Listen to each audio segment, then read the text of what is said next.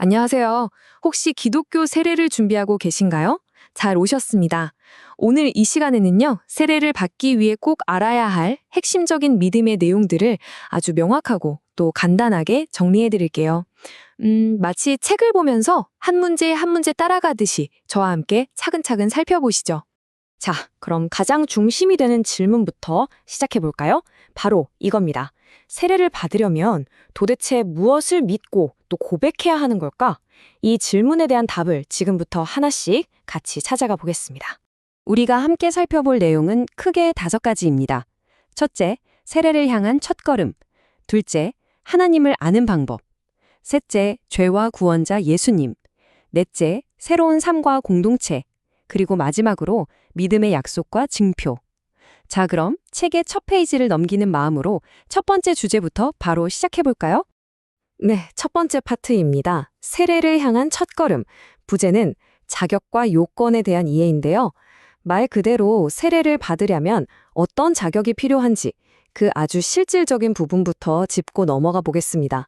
자, 그럼 가장 먼저 드는 질문이 이거겠죠. 그래서 누가 세례를 받을 수 있나요? 사실 이게 제일 궁금하잖아요. 교리문답에서는요, 이 질문에 대해서 몇 가지 명확한 기준을 제시하고 있습니다. 바로 다음 내용을 보시죠. 보시면 몇 가지 조건이 있죠. 이걸 간단히 정리하면 핵심은 크게 2가지로 볼 수 있어요. 첫 번째는 시간입니다. 적어도 6개월 이상은 꾸준히 교회에 출석해야 하고요. 두 번째는 고백이에요. 예수 그리스도가 바로 나의 구원자라는 개인적인 믿음의 고백이 있어야 하는 거죠. 그리고 어릴 때 부모님의 믿음으로 받는 유아 세례랑 나중에 커서 자기 스스로 신앙을 고백하는 입교는 좀 다르다는 것도 알아두시면 좋겠네요. 좋습니다. 이제 세례의 자격은 알았어요. 그럼 그 다음은 뭘까요?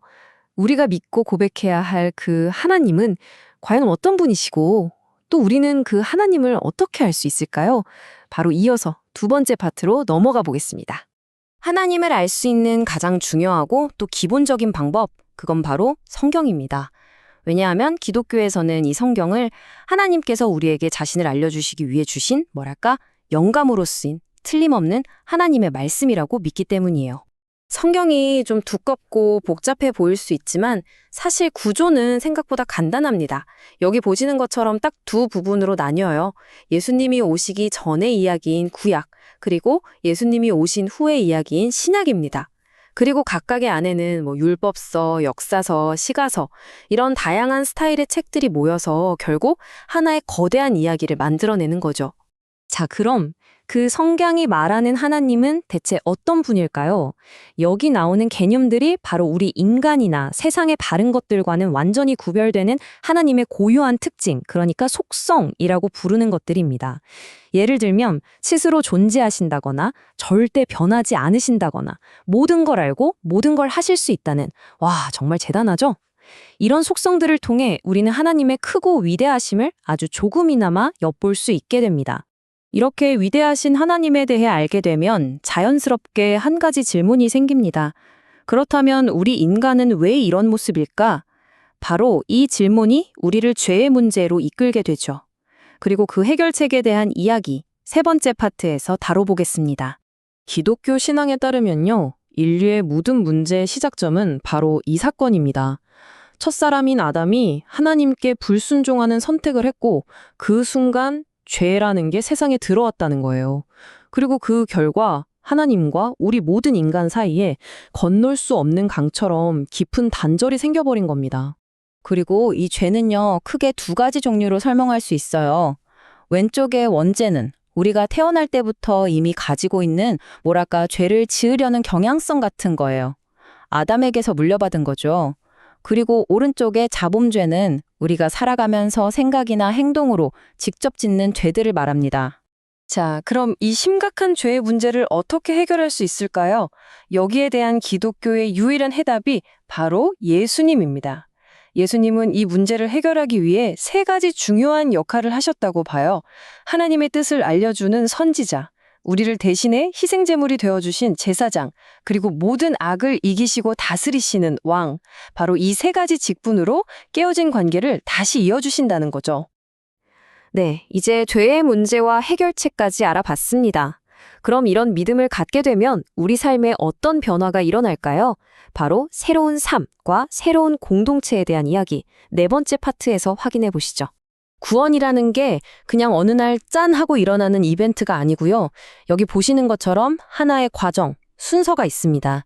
하나님이 우리를 부르시는 소명에서 시작해서 다시 태어나는 중생, 죄에서 돌이키는 회개를 거쳐 쭉 이어져서 마지막에는 점점 거룩해 변화되어가는 성화까지 이 전체적인 흐름을 바로 구원의 순서라고 부르는 겁니다. 중요한 건 이 새로운 삶은 절대 나 혼자 걷는 길이 아니라는 점이에요. 하나님은 우리를 교회라고 하는 공동체 안으로 부르십니다. 여기서 말하는 교회는 그냥 예쁜 건물을 뜻하는 게 아니고요. 예수를 믿는 사람들의 모임, 그 자체를 말하는 거예요. 그래서 교회를 그리스도의 몸이라고도 하고 성령이 계시는 성전이라고도 부르는 거죠.